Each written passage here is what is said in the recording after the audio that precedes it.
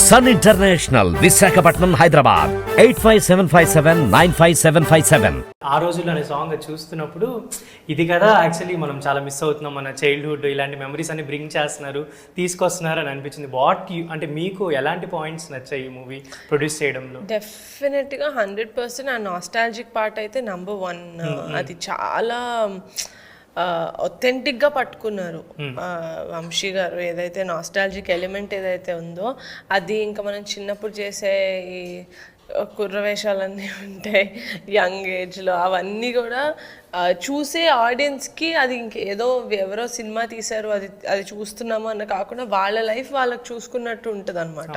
So most of the film is like that only. సో అందుకని I genuinely really like it. And being a mega daughter, how can you handle, ఇందాక అన్న చెప్పినట్టు ఎలా మీరు ఇంతమందిని హ్యాండిల్ చేయడం ప్రొడక్షన్లో కానీ? Like you have many schedules, మిగతా ప్రోగ్రామ్స్ కూడా ఉంటాయి, బట్ ప్రొడక్షన్ అనేది ఎంత మనీ ఉన్నా కానీ it's biggest task in the life కదా, ఎలా హ్యాండిల్ చేశారు?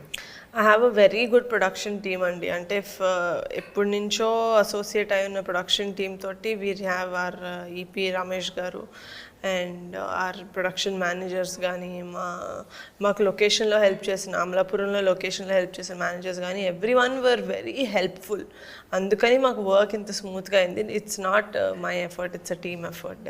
అండ్ మీరు షూటింగ్ టైంలో అమలాపురం సైడ్ వెళ్ళున్నారు, ఎలా అనిపిస్తుంది అక్కడ రిసెప్షన్ కానీ, పీపుల్ మీ దగ్గరికి వచ్చి మాట్లాడే చాలా థింగ్స్ ఉన్నాయి కదా? యా అమలాపురంలో షూటింగ్ చేస్తుంటే ఒక ఆయన ర్యాండమ్గా తీసుకొచ్చి తాటి ముంజులు కాదు ఏదో రేగ్బల్ షూటింగ్లో చాలా ఒక సీరియస్ సీన్ అవుతుంది అనమాట. సో మేము చాలా ఏమంటారు సీరియస్గా were looking at the screen. వెనకాల నుంచి sound was tapping me. Who is this someone who's tapping me, because security అంతా ఉన్నారు. హూస్ ట్యాపింగ్ మీ అంటే it was my own team member. He's like that guy is calling you అండి. అప్పటి నుంచి ఏంటని చూసి ఒక ప్యాకెట్ పట్టుకొని, మేడం నాకు ఈ రేగిపళ్ళు బిజినెస్ ఉంది, I just wanted to give it you. నేను యాక్చువల్లీ రేగిపళ్ళు తిన్ననమాట. బట్ స్టిల్ అతను ఎంత ఆప్యాయంగా ఇచ్చాడంటే I ended up eating 1-2 of them because he was so sweet. అక్కడ అమలాపురం ఆంధ్ర సైడ్ నాకు కానీ లేకపోతే మా ఫ్యామిలీకి కానీ చాలా చాలా ప్రేమగా చాలా ఆప్యాయంగా చూసుకుంటారు. So I felt that day. And మీకు ఎన్ని సాంగ్స్ ఉన్నాయి ఈ మూవీలో కొరియోగ్రఫీ పరంగా? మీరు చెప్పినట్టు ఇందాక ఎవ్రీథింగ్ సిచ్యువేషన్ రిలేటెడ్ ఉంది అని అన్నారు కదా, సో అది కథతో ట్రావెల్ అవుతూ చేయడం అనేది కొరియోగ్రాఫర్కి చాలా ఇంపార్టెంట్. అది అంటే నార్మల్ సాంగ్ చేయడం వేరు, కొరియోగ్రఫీ సిచ్యువేషన్కి చేయడం వేరు. So how you felt working for this? Same 8 songs ఉన్నాయి. బట్ నాకు ఒక కొరియోగ్రాఫర్గా నాకు స్కోప్ ఇచ్చిన సాంగ్ జాతర అండి. జాతర గురించి మాట్లాడాలంటే మనం రీజనల్గా యూజువల్గా జాతర అనే ఒక వర్డింగ్కి లేదా విజువల్ ఎవరైతే చూస్తారో హ్యూజ్ స్కేల్ ఆఫ్ గెటప్స్ కానీ అది కానీ ఉండేది. But director asked me to do one thing. మనకి యూజువల్గా అలా చేద్దాం ఇలా చేద్దాం అలా వద్దండి. నాకు జాతరలో కుర్రోళ్ళు ఏం చేస్తారు, మనకి ఆ హ్యూజ్ సెటప్స్ అవన్నీ ఇస్తాం, కానీ దాని మీద కాకుండా అసలు కుర్రోళ్ళు ఏం చేస్తారు అనేది అదే మనం పట్టుకొని అదే చూపిద్దాం అనుకున్నాం.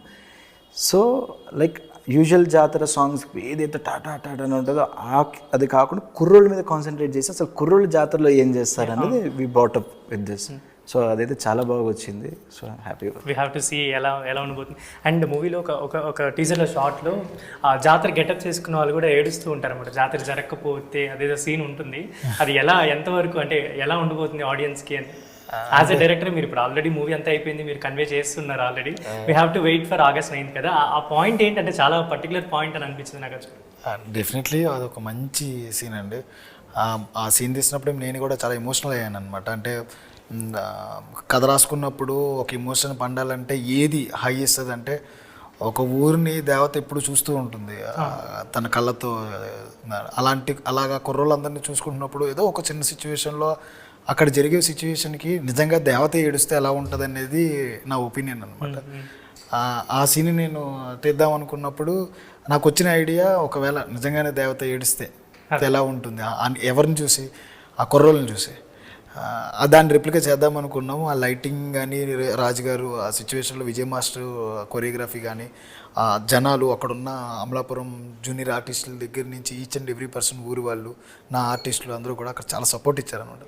ఆ పర్టికులర్ సీన్ చేసినప్పుడు మెమరబుల్ సీన్ అది నాకు. Thanks for I asking. Think you have achieved more. అంటే కొన్ని పాయింట్స్ మనం అనుకుంటాం, అంటే ఆన్ పేపర్ మనం ఒకటి అనుకుంటాం, తీసేటప్పుడు కొన్ని మిస్ అవ్వచ్చు, బట్ అలాంటి కన్వే చేసినప్పుడు యాజ్ అ డైరెక్టర్గా చాలా ప్రౌడ్ ఫీల్ అవ్వచ్చు అనుకుంటా. కంపల్సరీ అవుతాం. ఎందుకంటే అంత త్వరగా మనం ఒక కొత్త డైరెక్టర్ రాసుకుంది అచీవ్ అవ్వడానికి చాలా కష్టపడాలి, చాలా ఒప్పించాలి, చాలా స్ట్రగుల్స్ ఫేస్ చేయాలి.